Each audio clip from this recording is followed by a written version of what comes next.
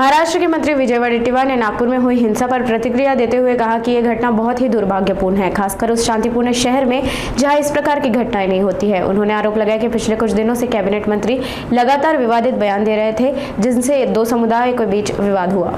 आज नागपुरात झालेली घटना अत्यंत दुर्दैवी आहे। दोन गटामध्ये झालेला तणाव, दोन समाजामध्ये झालेला तणाव, झालेली दगडफेक, जाळपोळ, खरं म्हणजे नागपूर सारख्या शांत शहराला कुणाची तरी नजर लागली असं म्हणावं लागेल। दुर्दैवानं पोलिसांनी वेळीच हस्तक्षेप करून आणि भूमिका बजावून नागपूर शांत करण्याचा प्रयत्न केला। या सगळ्या परिस्थितीमध्ये पोलिसांनी वेळीच धाव घेतली, परंतु मुळात ह्या घटनेसाठी जबाबदार कोण? खरं तर नागपूर शांत असलेल्या नागपूरला अशांत करण्याचं काम कोणी केलं याच्या मुळाशी जाण्याची आवश्यकता आहे। गेली 4 महिने सत्तेतील एक मंत्री बळबळ करत आहेत, दोन समाजामध्ये दरी निर्माण होईल, दोन धर्मात दरी निर्माण होईल अशा प्रकारचं वक्तव्य वारंवार केलं जात आहे। त्यावेळेस त्याला वेळीच बळबळ्या मंत्र्याला आवर घालण्याची आवश्यकता होती आणि कबरीचा वाद जाणून बुजून निर्माण करण्याचं काम झालं। इतिहासाला तोडून मोडून पुढे आणण्याचं काम केलं गेलं।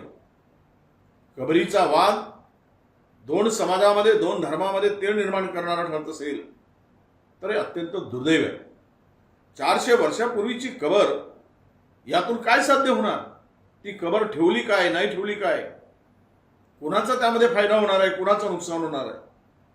त्यामुळे कुणाची चूल पेटणार, कुणाची चूल विझणार याचाही विचार करण्याची आवश्यकता आहे।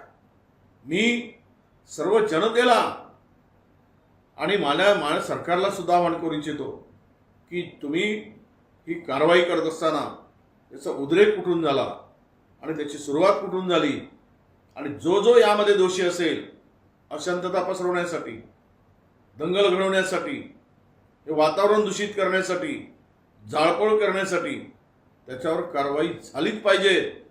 त्याही पलीकडे जाऊन आपण या समाजामध्ये दोनही शांती कशी नांदेल यासाठी पाऊल उचललं पाहिजे। यासाठी आपण पुढाकार घेतला पाहिजे आणि जनतेलाही मी आवाहन करतोय की आपण कुठल्याही अफवेवर, खोट्या गोष्टीवर विश्वास न ठेवता शांतता बाळगा।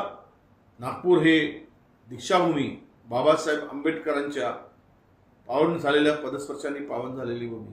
नागपुरामध्ये बाबा ताजुद्दीन अशा सर्व धर्माचा भावना, विचार जोपासणारी ही भूमी आहे आणि अशा भूमीत अशा प्रकारचा उद्रेक होणं आणि शहर शांत होणं, तेही मुख्यमंत्र्यांच्या गृह जिल्ह्यात होणं, हे अत्यंत दुर्दैवी असं मी मानतो।